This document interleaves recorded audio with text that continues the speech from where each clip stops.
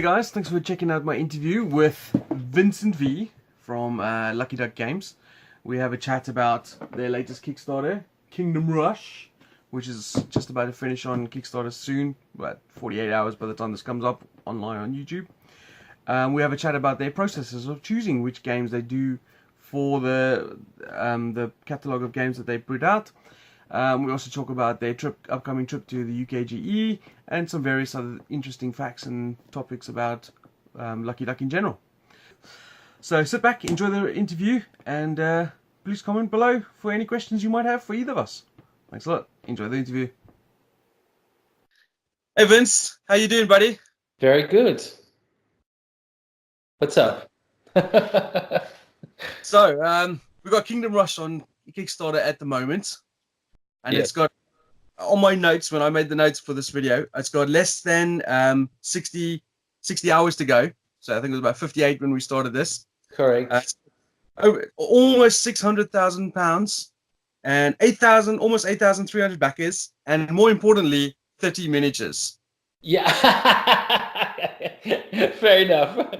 Yeah, I was, this one was a very special one for us because it's, I was very careful to venture into miniature. It took us 3 years to get our first miniature game because those are more complex production, and we really wanted to learn the rope, get the right team, and I think the company is at this point very mature to be able to enter the realm of this type of game. So it's really exciting to be able to finally give you miniatures to paint, Jason. That is not Rising Sun. And it's a very exciting time for us. I mean, obviously we had good hope, but we would have never guessed in our best scenario to be where we are today. I mean, we're super grateful for the community to follow us on this, and it sounds like everybody fell in love in the same way that we fell in love with Helena's, Jesse's, and Senfong's design, which is super fresh, really different, really clever stuff that we got lucky to put into a tabletop form and put in a box. So no, very, very happy. Well, this is the interesting thing I wanted to talk to you about in this interview is how, because Lucky Duck Games is really known for making app games into board games onto the tabletop, and obviously you have a background in app design before this. Yes.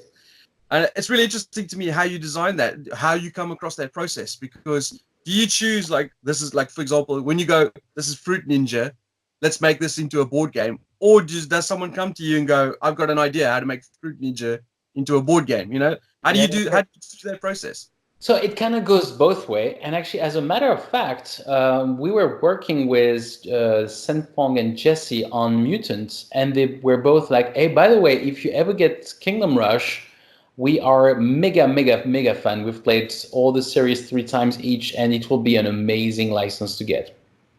And so it was, I mean, I knew what they were talking about because I played Kingdom Rush myself, but they were really the one who put it under my radar again. As a funny story, actually, they were also talking with Gonzalo from Underground. Thank you so much. And Gonzalo was kind enough to leave me the IP. It still took me another 8 months to convince those people to give us the IP and to turn it. And so the process is, so here's the way we do this. We believe it is the hardest exercise in terms of game design to adapt a video game into a board game. It's, for me, it's really the hardest exercise. And so making it an internalized exercise is the best recipe for a bad adaptation. And I think, IP translation has a really bad reputation for terrible games because those IP are expensive, and most, even the largest one today, the largest publishing houses who do this kind of IP, do internal development just to find room for them to still make some money or to maximize their profit, because it's better to pay the salary rather than giving 6 to 8% to a game designer. But that's not the way we do it. Actually, we'd rather make less money and make sure we have the best game design. So the way we have done it for the last 3-4 games that we do is that we do a private competition. We basically contact game designer we've met through physically or that we've heard of, and tell them, guys, we just got this IP and you have 2 months and a half or 3 months to submit to us a prototype. You don't have to go too far. We don't want to waste your time either. Only one of you will be chosen. So don't make it the struggle of your next 3 months. But if you have a good idea and you can put a couple iterations on it so that we also don't playtest something that's too rough, then submit it to us. We might be working together. And so that's how we got in the Kingdom Rush process 14 different prototypes. We got from competitive to cooperative, from turn-based to real-time to dice-driven to card-driven to very thematic to very abstract. I mean, we really saw a very wide range of things, and it's the one of Jesse, Elana, and Senfong was the one that was ticking all the box. It was fresh, it was new, it was different. Also, it was still very thematic. We saw there was one very, very strong game actually from a Polish designer, which was a little that was really, really strong, but it was too abstract. And we really liked the fact that we could really put these big fat miniatures actually moving along the path, really kind of capturing the way you could project what Kingdom Rush does. And I think this is the secret of the last 3 games we've done this way, which is since Chronicles of Crime, we have had Jetpack Joyride, Mutant, and Kingdom Rush, and those 3 went through this process. And even though it means for us making less money as a company, it also means for us that we're making much better products, because it gives us a chance to have a much wider range of game designer kind of brainstorming on what this adaptation should be, and it's paid off really well for us. That's really interesting. So what do you do with the other, like let's say you got 20 submissions from the designers. What do you do with the other 19? Just discard them? And I mean, we unfortunately contact them and tell them, sorry, your design was not chosen. Feel free to submit your design without the IP to other publisher if you wish so, but we won't be signing it. Which is why actually it's important for us that we really insist on the fact that we just want really high-level introduction to the game design they want to have. We don't want them to, spend too much time on it as well, because there is a chance that they might not be taken. And so it's an outcome that all of them accept and understand when they are submitting this design. And it's the price to perfection, I guess. Again, we try to do this with as much respect for their time and energy, but for us as a publisher, it's really is the best way to turn out to dig out the best gems, the best idea, and the best adaptation to an IP. So Vikings Gone Wild was obviously your debut game. Was it always the plan to make app games into board games, or was it just this one did really well, so now let's go try this out with another one? Well, so the story is that I come from video game. And actually, I never thought I would be in board games. And Vikings Gone Wild was one of my video game, which my brother, after I gave him some art, turned into a board game. I tried the board game one mid-June 2015, and I was like, wow, this is really, really cool. Let's do it. I have no idea how this works, but let's just do it. We took my art director of the video game company in question that was called Everyday Play at the time, based in Poland as well, and we took 6 months. Every single employee of Everyday Play had to, I was taking 4 people every day at the time to play test the game almost on a daily basis, and that's how we got to make that first game. We did that first Kickstarter, and things went really, really well. I mean, I think the art spoke, the theme spoke, and there was a good mix between board gamer who saw a very interesting design from Julien and actually video game player from our own video game who actually for the first time in 10 years that I was doing this were wanted a physical product I was offering to them. I was doing mugs and t-shirts and stuff like that before, and nobody was yeah, keep your t-shirt, Vincent. But the board game was like, wow, that sounds great. There was a promise of continued emotion around the table. A lot of them said, I want to play with my son. We've played the video game so much, can't wait to do this. So after that first Kickstarter success, we thought, hey, that's where we come from. We know other video game IP, and we got successful in this transition. Why don't we make it a mission statement? And that's how really Lucky Duck Games beyond just being that company that was doing the adaptation of our own board game, became something bigger, like an actual publisher with a mission statement.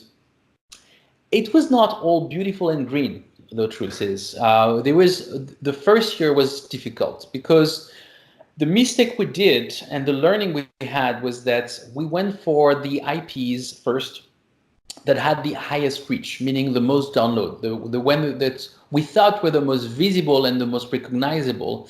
But it turns out, 2 years later, I can tell you that it was a huge mistake. Recognizable doesn't mean that it has been seen by many people. You can see an ad and not even remember it as you drive, to work every day. But if you spend many hours playing something, there might be less of us playing something, but that the thing that we've played a lot, we remember much better.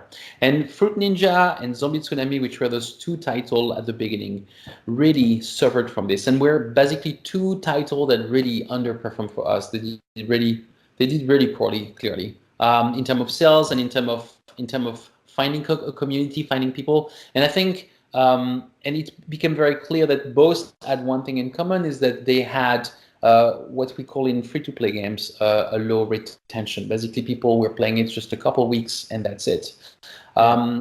Also, both of them they were lacking, because literally we just went for the biggest IP. We also didn't think too hard of does it make sense as a board game? And we always thought we will always find a board game adaptation. But it turns out also a lot of people were like, Fruit Ninja, how is it going to work again? And people were wondering, and it's a fair question, right? When people cannot project straight out of the, I'm going to do this. When I said Kingdom Rush, oh yeah, I can see that. It's instinctive. You can see it. Fruit Ninja was not. So we learned a lot from that. And there was a pivot in the company's moment, actually, right after our only failed Kickstarter was the one for Fruit Ninja, October 2017, was the moment where I brought on board Philip Miwunski with our creative director. And we really need Philip. The truth is, as much as we had a good early intention and some ideas, we needed someone who was much more senior than us in terms of developing board games. I think we knew how to market things. We had access to IPs, but we needed someone, a real veteran to lead. And so ever since Philip joined us in January 2018, everything has been going much better. We have had Chronicles of Crime, Jetpack Joyride, Mutant, and Kingdom Rush. Kingdom Rush is really the accomplishment of this learning in terms of what is the right IP. Kingdom Rush is not a big IP. It's only 20 million downloads lifetime. It's actually not that big. But the 20 million people versus 1.5 billion for Fruit Ninja, I mean, the numbers are insane. 1.5 billion. But Kingdom Rush has an extremely engaged community, because people who played Kingdom Rush has played multiple series, hundreds of hours, and could recognize their title with great passion. And so I'm especially happy with the outcome of this Kickstarter, because it really validates a lot of the learnings and success and failure we've had when it comes to turning IPs into board games. Yeah, that's interesting. It's because like you were saying, Fruit Ninja is a play and forget kind of game. I mean, I remember I played it. Oh man, it was years ago. I downloaded it, played it maybe for 3 days, and then never played it again. Yeah, and I think we all had that. And so yeah, it has a 1.5 billion download, but yeah, very few people actually can recognize it today. Well, actually, interestingly, Jetpack Joyride at 10 times the number in retention of Fruit Ninja. And so when we were at Essen 2018, I was, there was the booth, and I was in this little 2 meter by 2 meter little clamping thing they gave me for my meetings. I was like, there was just, and we put on top of it like every single game we had, just to kind of decorate this meeting room. And all I heard for 3 days at Essen behind the door as I was doing this was like, oh, Jetpack Joyride. And so I could tell this one just, in the wild was a lot more recognizable than Fruit Ninja, which was sitting right next to itself. Right next to you, Yeah. there's yeah, yeah. So retention. No, so I mean, those are great learnings, and the truth is, it's not nothing is easy in life, right? I mean, there's no great idea that's just gonna immediately turn into great success. So I'm grateful about the process we've had, and how all these learnings have converged us to where we are today. How hard is it to get the IPs from the people who own them? Like when you went to the people who own Jetpack Joyride, how hard was it to convince them to go, I'm going to make a board game out of this? It's there's two type of license owner. There's the one who've never licensed their game before, and to which you have to do a lot more convincing that it's okay, don't worry, and also you have to educate them about share revenue, how the board game market works, and that no, they can't get 70% of everything we make because we still need to make money. And basically trying to find this, or the other way around, like for Fruit Ninja. I mean, those people have an agent in New York, and so we talked to an agent which definitely knew more than we did. Gave us a 30-page contract that we took 6 months to kind of, pull the quilt a little bit more on our side, and try to make it more fair. I mean, there is a lot of contracting and a lot of communication and a lot of sometimes not giving up. My story about Kingdom Rush is that once I started communicating with them, they literally did not reply to me for 6 months after that. But I've learned one thing in business, that if you really want something, just never stop asking until people tell you to go away. So every month I was sending an email, hey, how you doing, guys? I haven't heard from you back. We will still be interested to do the board game. And a month later, hey, I haven't heard back from you. So, and finally after 6 months, he actually replied to me out of the blue, Vincent, I'm so sorry for not replying for all this time. We're just underwater finishing the next episode of Kingdom Rush, but I'm breathing, I'm seeing your emails, and I still want to do this. Do you still want to do this? Yes, I do. And so it took really a lot of time for this to happen, and I'm so grateful at the end that patience worked, and that's my persistence into trying to work with these people paid off. So yeah, this is the hardest part, and I think especially the hardest part is you can't do cold emails. You can't just write to people. I got an introduction to them, which created that first link, and even with an introduction, they didn't reply to me. They replied once. We had one phone call, and then nothing for 6 months. But the hardest thing is that first contact. Cold email will not make it. You need to find someone to introduce you, and so that's where my network and the fact that I've been doing video game for 10, 12 years now gave me a chance to, hey, Jim, can you make me an introduction to this guy? And John, hey, how you doing? It's been a while, man. I see that you're in direct contact with him through LinkedIn. Would you mind making me an introduction? And so that's how I get introduction and get to talk to people that I may not know directly, but I will always have an N+1 in the middle that will do this introduction for me. So that's a trick in order to get to people you don't know and that you really want to work with. That's cool. So based on what I've checked up on, Kingdom Rush is your 7th game in your catalog, right? Excluding expansions and extra content. It's possible. I haven't counted them, but yeah, or maybe it's our 8th one. Maybe sorry. I think, let me check. It's going to be right here. Or is it right here? Yeah, it's our 8th Kickstarter. So, yeah, but one was an expansion, so 7th. You're absolutely correct, sir. And out of those 7 games, I feel Chronicles of Crime is the only one that wasn't an app game before it became a board game. Is that right? That's correct. And actually, as a matter of fact, we talked a lot about IPs. I'm not sure anyone's heard of Chronicles of Crime, by the way. Yeah, so Chronicles of Crime has been an absolute blast for us. It's been an incredible success, and it's a game that was very, very risky. I mean, we're talking about a game with an app, deductive game, but I think it took everybody by surprise. I mean, I remember when we signed this game with David, and I had a meeting with my CTO about this. We're both at the same time excited and worried because we knew it was kind of groundbreaking and different, and it could have gone either way, like really well or really bad, as in like, what are you talking about? interestingly, through the process of Chronicles of Crime, which now has been like translated to 14 languages and has there's been over 200,000 units of the game and an expansion included sold since October last year. So it's really, really strong.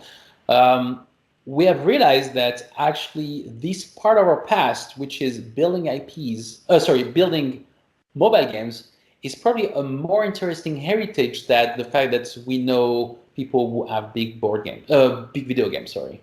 And so there is a very strong shift. Kingdom Rush is the last IP we have right now signed. I mean, we're talking to other people, but everything is in discussion. We're like going further on into video game IP because we really, really want to double down on this app-driven, story-driven model that we did with Chronicles of Crime. And so we're still working with David Sicurel on bringing more Chronicles for next year. At this point, it looks like it might be a January Kickstarter next year for 3 more expansions. New universes, basically like new places and new ways to play. But we have, and I can't share names, but basically we have started working on a new internal story-driven engine that I would describe as a mashup between Seventh Continent and Mansion of Madness. That is, but extremely story-driven, like more story-driven than Mansion of Madness, app-driven, obviously, and kind of like, what if Seventh Continent could be replayable the same way that Chronicles of Crime is in a way. And so we are basically talking with big board games owner. Our plan is to work with really large board game that do not have a story-driven past, but really had a very interesting universe that could be turned into a narrative. So our first game, which we'll probably announce in a couple of months, will come a bit later this year on Kickstarter. We'll only have 2 Kickstarter this year, Kingdom Rush and this one. It's incredibly exciting moment for us because it made us realize that we're actually very few in this industry. I mean, there's FFG who can do it and maybe a couple more, but really we're among a very happy few who can do both, printing, freight and retail distribution and internal mobile development linked to hybrid games. So we think there is a very interesting future for us here, and it's certainly something that we are already investing quite a lot for a while now. No, people don't know about it, but we have been investing since October last year into this new engine, new product based on this kind of narrative-driven, app-driven model.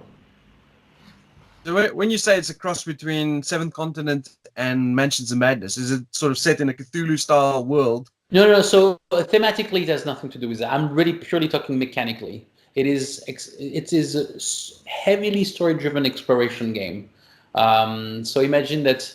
But the story is handled by the app. Is that what it is? Exactly. Yes. So imagine like a map, Seventh Continent style, but instead of reading the back of the card that tells you which number of the card you go, it's actually the app that tells you what's coming next and the way that you would do Mansion of Madness. And so far, all playtests we've had is doing extremely well. I can't tell you more, but at least I can, just pick up the overall direction we have as a publisher and where this is going. The problem is that UK Game Expo might be just like 2 weeks too early for us to be able to show it.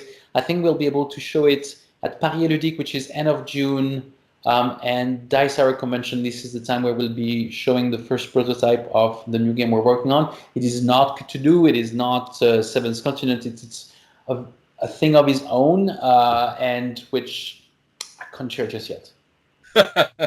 You're such a tease. I'm French, I guess. Sorry. So talking about UKGE, you guys are going to be there, and what you're going to be demoing Kingdom Rush there as well? Yeah, so probably so. Let's see. So we will have a release at UK Game Expo, which is the Welcome to Redview expansion. So it will be it's literally going to be the first day of retail sales of Welcome to Redview expansion. So we will have it on sales for the first time in a convention over there. Unfortunately, we wish it was also the release of Jetpack Joyride. It's unfortunately the very first game out of 7 that we have had struggle with manufacturing. Just picked the wrong guy in China, and it's finally coming to an end. But it's been a 9 months process to get this game to finally look the way we want it, and to be shaped the way we want it. We are tough on ourselves because we really want top things, like we just don't want to compromise to absolutely get this thing 1st of June, no matter what the quality. So it meant something on this product. So we wanted to sell it at the convention, but it's probably going to be more of an August, September release for Jetpack Joyride. So we're really excited. Actually, UK Game Expo was an absolutely amazing expo. It was the first time we went there last year, and it went so well that we've doubled up the space we're going to take this year. It was, I think, one of the top European convention for me. It was SN and UK Game Expo. So we are really investing a lot. I'm bringing 5 people of my crew. I have wonderful people like you who were joining us on helping there. So I'm super grateful. And the British community and the English community has been a blast for us to finally meet there, because we do a lot of online interaction, but there was a lot of really good feedback for Chronicles of Crime at the time, which was not released when we presented at UK Game Expo. That I'm grateful that we did it there, because they're like, you know what, your stuff is not British enough, Vincent. It's supposed to be in London. It's like, you got a good point. So it was really, really excited. It's one of the top convention for us this year. Well, it's because last year it was the first time I met you in person at the expo. Yeah. And I'm really excited to be helping you guys out this year. I'm really excited as well. Are we going to be demoing Chronicles of Crime? Yes, so Chronicles of Crime. So there are things that we're looking at a partnership with a really big American publisher, that if things have been arranged by then, we will also be demoing some of their game, because it looks like we might be becoming their European distributor. Unfortunately, I can't give a name. I really hope within the next week or two I will be able to make this announcement.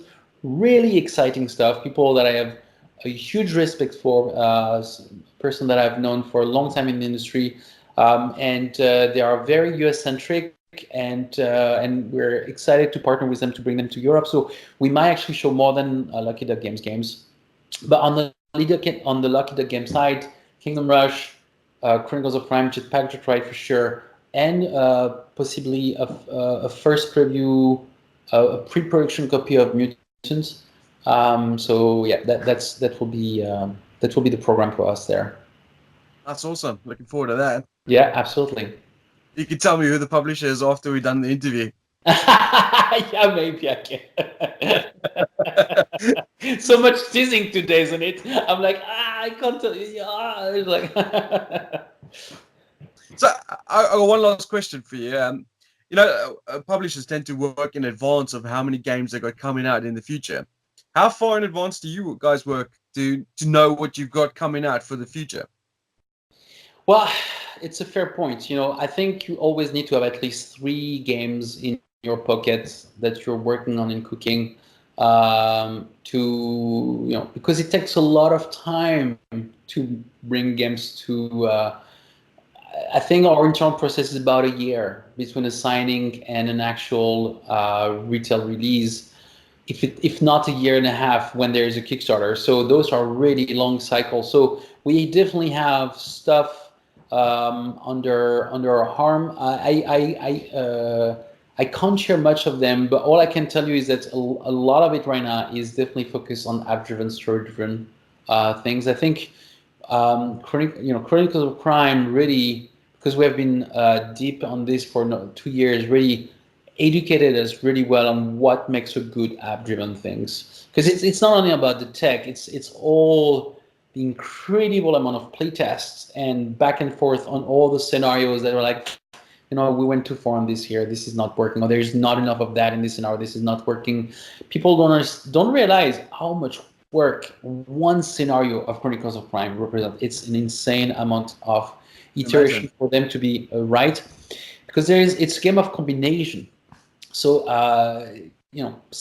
Welcome to Review, for example, each scenario has over 20,000 words, which is like, it's a small book. I mean, this is no small, like. It reminds me a lot of those old fantasy fighting, the fighting fantasy books. Yeah. Actually, sorry, what do you say, sorry, Jonathan? I was saying, it was like when you get to that fork in the road and you have the different choices of where to go to. That's Each one of those choices has to link up with another narrative going forward. That's right. This one was especially more heavy and more complicated to do because of this specific forking, which I think is the last time we'll do it. It was too much. I mean, we really realized on the, as deep inside that, and actually this is the last one that's coming out because we're still working on it. It's been the longest in development. It's been so much. It's been a lot of work for this to come out. So I think. But we're very close to it. We have made an announcement that 16th of May will be the backer release of the content, and that's about 2 weeks later the game might reach shelves. So we're not far off right now. So it's an exciting time to put this one behind as well, and just close a huge development chapter on this. Plenty of stuff coming on with Chronicles of Crime, and nothing I can talk about yet. So let's switch subject. Fair enough.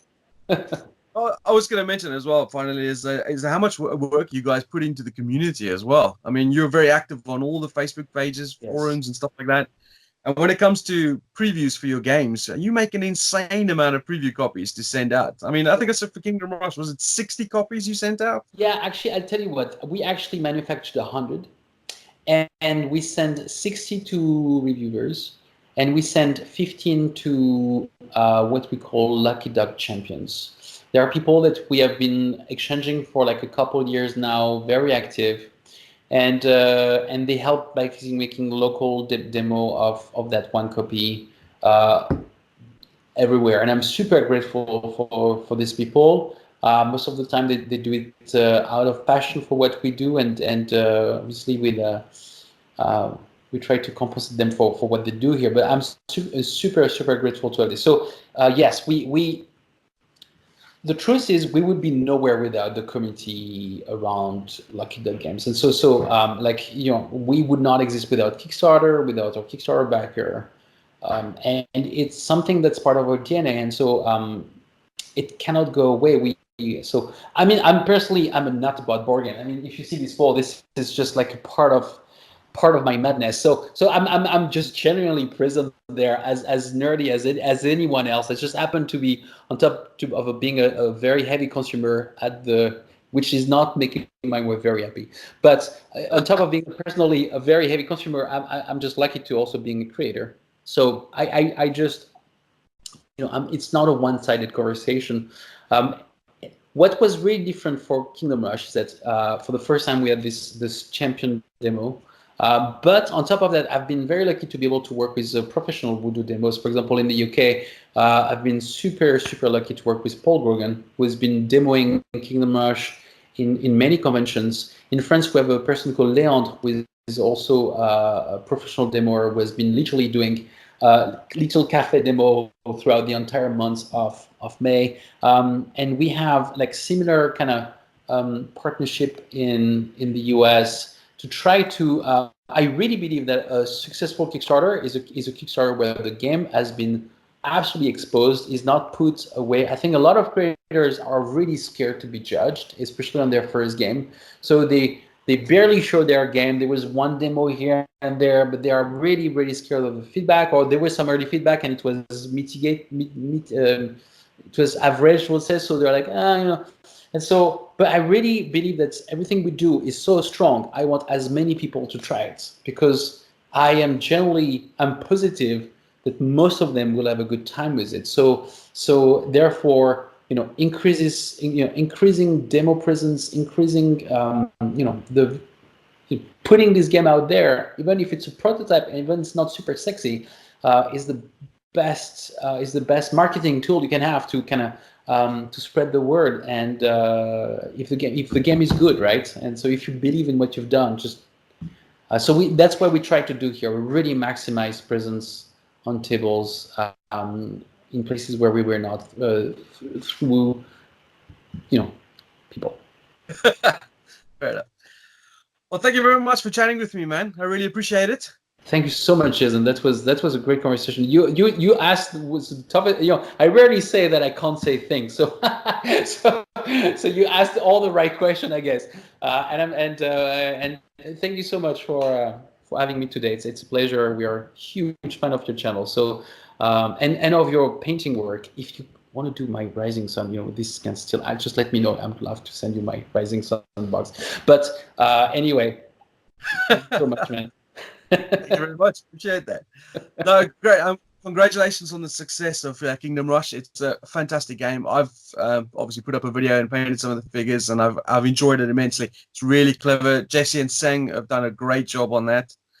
And all the best for the future. I'm sure we're going to have a lot of fun at the expo, Yep. demoing all your excellent games to the public, and of course, whatever the new publisher may be. Yep. Thank you so much, Jason. Have a good day. No problem. Cheers, buddy. Bye-bye.